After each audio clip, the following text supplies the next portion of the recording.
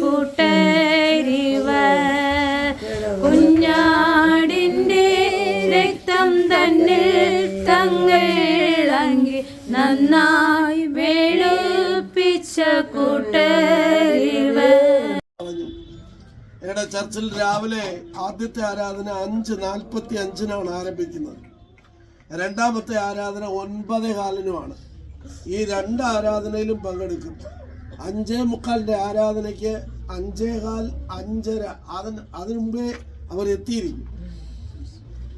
രാത്രിയിൽ പള്ളിയിൽ പ്രാർത്ഥിക്കാൻ ചില ആൾക്കാരൊക്കെ ഉണ്ടാവും. അവരെ ഏകദേശം 4:30 വരെ അവിടെ കാണും. പിന്നെ പള്ളി തുറക്കുന്നത് 5 മണിക്കാണ്. ഞാനായിരിക്കും മിക്കവാറും ആ തുറപ്പ് നടത്തുന്നത്. അപ്പോഴത്തേക്കും ഇവരായിരിക്കും ആദ്യമായിട്ട് അവിടെ വരുന്നത്. ആത്മീയ കാര്യങ്ങളിൽ ഒരു സന്തോഷവും താല്പര്യവും വെറുതെ വരുന്നതല്ല, അത് ദൈവത്തിൻ്റെ ആത്മാവിൻ്റെ ഒരു തളിർ അല്ലെങ്കിൽ ഒരു കത്തൽ തൻ്റെ ഹൃദയത്തിലുള്ളത് കൊണ്ടാണ്. ഞാൻ രക്ഷിക്കപ്പെട്ടു, സ്നാനമേറ്റു, അഭിഷേകം പ്രാപിച്ചു, അല്ല ഞാൻ ഇങ്ങനെയൊക്കെ ജീവിക്കുന്ന ആളാണെന്ന് അഭിമാനമായ കാര്യങ്ങൾ പറഞ്ഞിട്ടൊന്നും കാര്യമില്ല.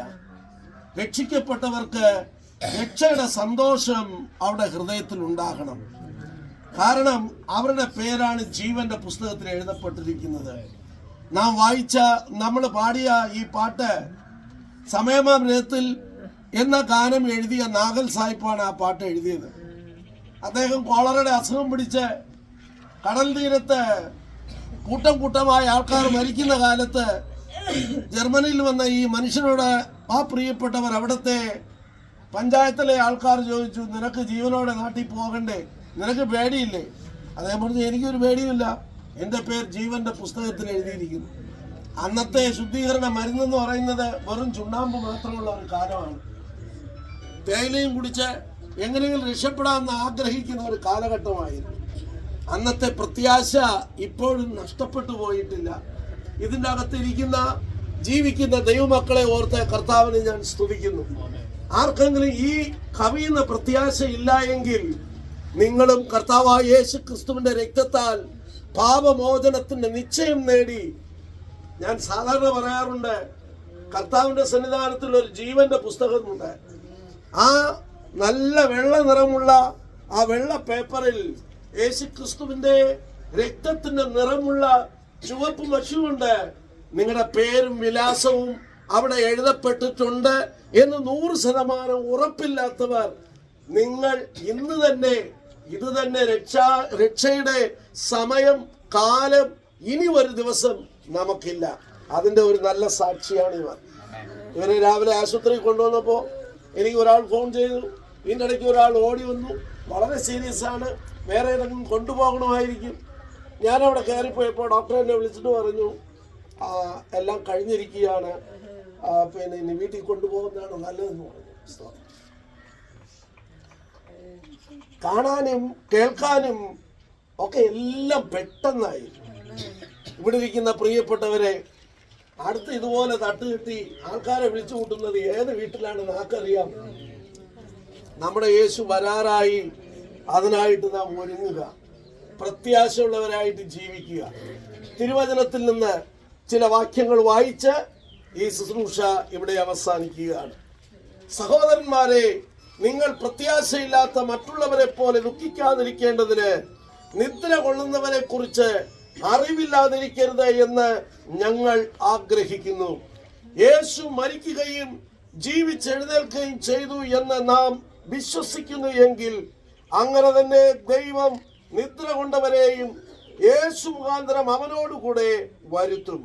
കർത്താവിന്റെ പ്രത്യക്ഷത വരെ ജീവനോട് ശേഷിക്കുന്നവരായി നാം നിദ്ര കൊണ്ടവർക്ക് മുൻപാകെ ഇല്ല എന്ന് ഞങ്ങൾ കർത്താവിന്റെ വചനത്താൽ നിങ്ങളോട് പറയുന്നു. നിങ്ങളുടെ ഹൃദയം കലങ്ങിപ്പോകരുത്.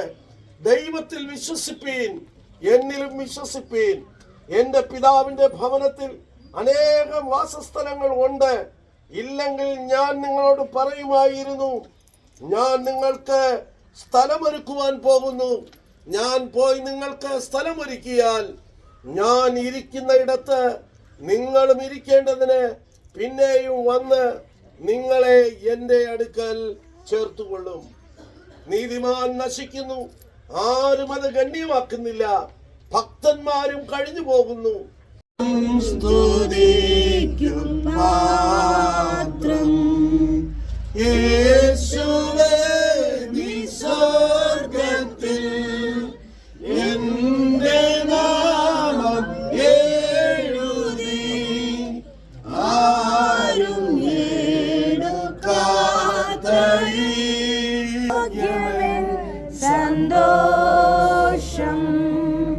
യേശുവേ, നീ സ്വർഗ്ഗത്തിൽ എന്റെ നാമം എഴുതി ആരും എടുക്കാത്ത ഭാഗ്യമെൻ സന്തോഷം.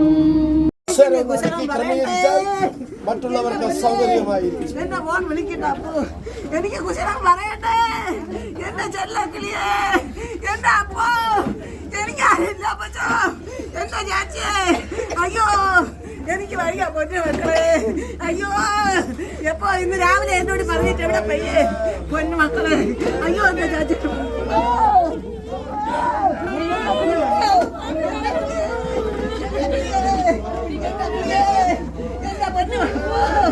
എന്റെ ചാച്ചിയെ വിട്. അയ്യോ, എന്റെ പൊന്നപ്പോ, എന്റെ അമ്മോ,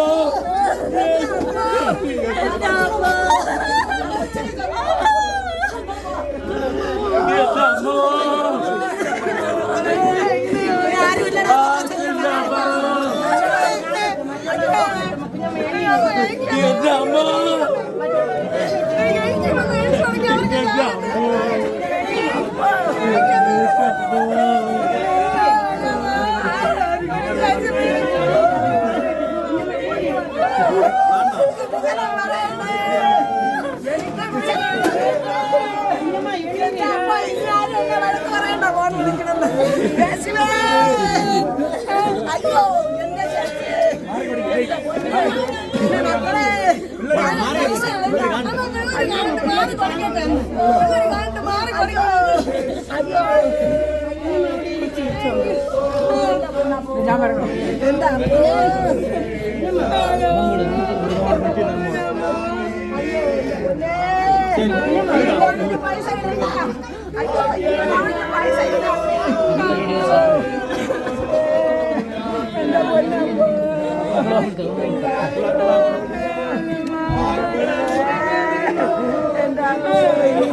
ചൊല്ലി തരേണ്ട മക്കളെ എന്നെ അനുഭവിച്ചില്ലേ. എന്റെ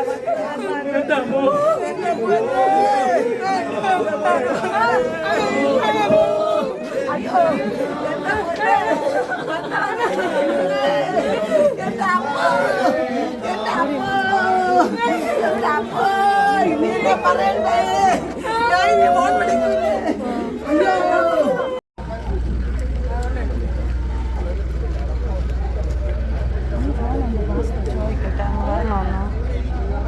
ചോദിക്കട്ടെ.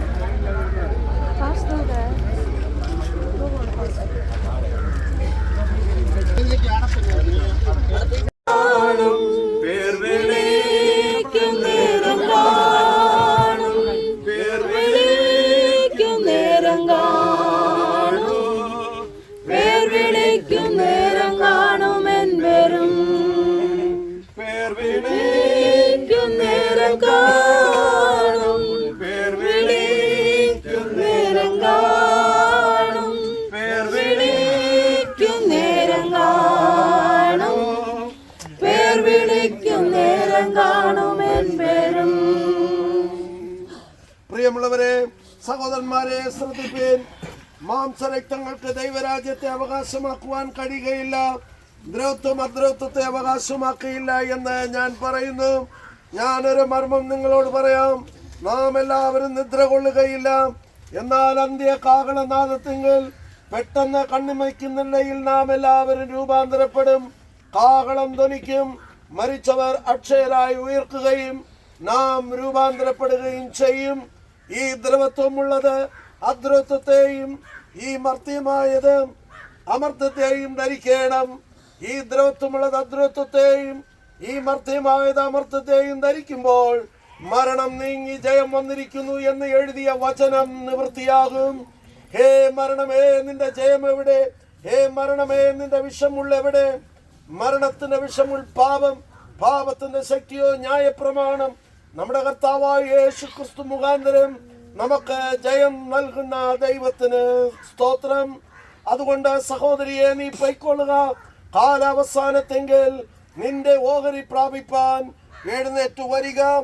അതിനായി മൺമയമായ ശരീരം മണ്ണിന് മണ്ണായും ചാരത്തിന് ചാരമായും പൂഴിക്ക് പൂഴിയായും സമർപ്പിക്കുന്നു.